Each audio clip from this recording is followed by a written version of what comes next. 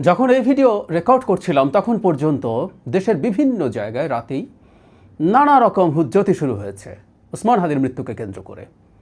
আওয়ামী লীগের নেতাদের বাড়িতে আগুন ভাঙচুর এবং সবচেয়ে গুরুত্বপূর্ণ হচ্ছে প্রথম আলো এবং ডেইলি স্টার অফিসে ভাঙচুর এবং আগুন। এরকম একটা কিছু আমরা তো অন্তত ধারণা করতে পারছিলাম, কিন্তু সরকার করতে পারেনি। জানাব ওসমান হাদি হঠাৎ করে মারা যাননি যে সরকার খুবই সমস্যার মধ্যে হঠাৎ করে পড়ে গেছেন। এক সপ্তাহ আগে গুলিবিদ্ধ হাদি প্রায় এক সপ্তাহ মতো বেঁচে থেকে মারা গেছেন এবং গতকালই প্রধান উপদেষ্টা বলছিলেন দেশবাসীকে শান্ত থাকতে। তার মানে তার কাছে বার্তা ছিল।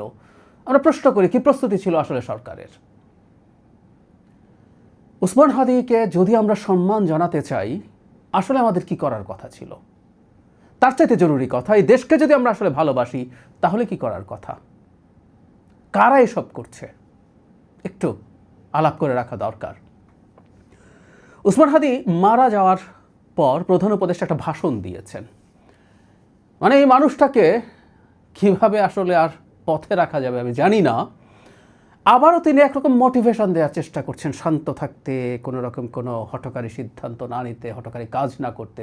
ওনার প্রয়োজন ছিল খুব স্ট্রিক্ট একটা হুমকি দেওয়া সবাইকে, যে তিনি কোনোভাবেই এই ধরনের উচ্ছৃঙ্খল হঠকারী আচরণ বরদাস্ত করবেন না এবং প্রচুর পুলিশ তো বটেই, সেনাবাহিনীর প্রয়োজনে আরও বেশি ডেপ্লয়মেন্ট দরকার ছিল ঢাকা শহরে এবং তাদেরকে অ্যাকশনে যাওয়ার কথা বলা দরকার ছিল যখনই প্রয়োজন। ওসমান হাদির মৃত্যুকে নিয়ে যা যা ঘটছে এটার একটা অনুমান বিকাল থেকে হচ্ছিল। আমাদের মনে রাখতে হবে এবং এখন যে মৃত্যুটাকে নিয়ে যেভাবে যা করা হচ্ছে তাতে সন্দেহ নানা দিকে যেতে পারে যে এই মৃত্যুটা এই দেশের ভেতরে একটা অস্থিরতা তৈরি করার জন্য কেউ ঘটিয়েছে কিনা। ওসমান হাদিকে প্রমিনেন্ট করে তোলা, মিডিয়াতে প্রচুর কাভারেজ দেওয়া। হাদি সেরকম মানুষ ছিলেন যিনি মানুষের সাথে কানেক্ট করে ফেলতে পারেন, সেটা করা এবং তারপর তাকে হত্যা করে এই ধরনের একটা পরিকল্পিত পরিস্থিতি তৈরি করা, এই প্রশ্ন আমাদের করতে হবে, নিশ্চিতভাবেই করতে হবে। অথচ আমরা আরেকটু সেন্সিবল হতে পারতাম। যেমন সেন্সিবল আচরণ করেছিল ভারতের মুসলিমরা। আমাদের মনে আছে নিশ্চয়ই বাবরি মসজিদের স্থানে যখন রাম মন্দির করার রায় দিয়েছিল ভারতের সর্বোচ্চ আদালত, এটা একটা হাস্যকর রায় হিসেবে ভারতেই খুব পরিগণিত হয়েছে এবং হাসাহাসি হয়েছে এটা নিয়ে, যে কিন্তু মিথোলজির ওপরে ডিপেন্ড করে একটা রায় দেওয়া হয়েছে। এই রায়টা বিজেপি ইচ্ছে করেই চেয়েছিল। তখন এই রায়ের বিরুদ্ধে তীব্র প্রতিবাদ, বিক্ষোভ, সম্ভব হলে রায়ট লেগে যাক সারা ভারতে, যেমন বাবরি মসজিদ ভাঙার পর হয়েছিল। ভারতের ওয়াকফ বোর্ড, যারা বাবরি মসজিদ পরিচালনার সাথে জড়িত, তারা তখন আহ্বান জানিয়েছিল। তারা বলেছিলেন যে এই রায় আমরা গ্রহণ করি না, এটা অন্যায় রায়, কিন্তু মুসলিমদেরকে বলেছিলেন আপনারা সবাই শান্ত থাকুন, এই ফাঁদে পা দেব না আমরা। ভারতের মুসলিমরা সেই সায় দিয়েছেন। অবশ্য কেউ বলতেই পারেন যে ওখানে তারা সংখ্যা লঘু বলে ঝুঁকিটা নেয়নি। তো যাই হোক, তারা সেই ফাঁদে পা দেননি। মোদি ওখানে রাম মন্দির বানিয়েছেন, বানিয়ে এমনকি সব কিছু শেষ হওয়ার আগে ওটা উদ্বোধন করে নির্বাচন করে ভাবছিলেন বিরাট মাইলেজ পাবেন, তবে রায়টটা লাগিয়ে দিলে পারতেন, কিন্তু সেটা পারেননি, ব্যর্থ হয়েছিলেন। মুসলমানদের সার্বিক বিচক্ষণতার কাছে মোদি সেবার হেরে গিয়েছিলেন। আমরা পারতাম ওসমান হাদির মৃত্যুকে কেন্দ্র করে যারা যারা যারা যারা ঘোলাপানিতে মাছ শিকার করতে চায় সেই পথ বন্ধ করে দিতে। আমরা পারলাম না। আরও কিছু চেষ্টা হতে পারে। কি হতে পারে আমরা বলে দিতে পারি। প্রথম আলো ডেইলি স্টারের কথায় আসি। ভিডিও ছড়িয়ে পড়েছে, দীর্ঘ সময় সেখানে লোকজন গিয়ে হাজির হয়েছে এবং পুলিশ সেখানে যায়, কথা বলে সরে আসে। সেখানে সেনাবাহিনী যায়নি কেন এই সময়ের মধ্যে? যখনই সেখানে লোকজন জড়ো হয়েছে, সেনাবাহিনীর ওখানে যাওয়া উচিত ছিল। সেনাবাহিনীর এটা ঠেকানো দরকার ছিল প্রথম আলো ডেইলি স্টারের এই জায়গায়। কারণ প্রথম আলো ডেইলি স্টার পছন্দ নাই হতে পারে। এই যে আমি বলছি, এখন তো এই আলাপও শুরু হয়েছে, যারা এদের অধিকারের পক্ষে কথা বলবে তারাও টার্গেটে থাকবে। আর আমি তো প্রথম আলোর খুবই নিয়মিত কলামিস্ট, আমাকেও টার্গেট করা হতেই পারে। তারপরে এই কথাগুলো বলা দরকার, বলবো। আমি জানি না এই পরিস্থিতি যেটা তৈরি হয়েছে সেখানে আমরাও কতটুকু নিরাপদ থাকবো, কারণ এখন এই ব্র্যান্ডিং করা শুরু হয়েছে। যাই হোক, সরকার সেই অ্যাকশন তো দেখি নাই। ডক্টর ইউনূসের অত্যন্ত ম্রিয়মান স্বরে তিনি মোটিভেট করার চেষ্টা করছেন। উনি একজন অ্যাডমিনিস্ট্রেটর, উনি আসলে শেষ পর্যায়ে এসেও বুঝতে পারছেন না, উনি করে প্রেডিক্ট করতে পারছেন না এই ঘটনা কী হতে পারে। ওসমান হাদির গুলিবিদ্ধ হওয়ার পর তার মৃত্যুর পরিস্থিতি হলে, মৃত্যু হলে কী হবে, এটা অত্যন্ত বেসিক পলিটিক্যাল জ্ঞান রাখে এমন মানুষও জানেন। কিন্তু ওনাকে আমরা দেখলাম না কিছু করলেন।